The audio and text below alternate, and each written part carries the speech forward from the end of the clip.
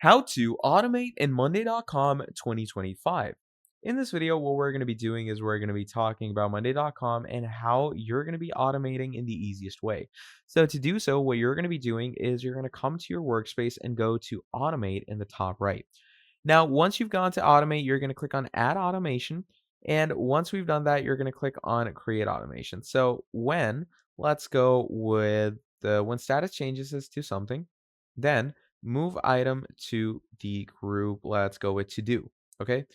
And when the status changes to, let's say, anything, move item to do. So I'm going to create that, right? Now, let's say the status not started. I'm going to change it to done. So what it does is it's going to be bringing it to do. And once that is done, an automation moves an item to a group to do.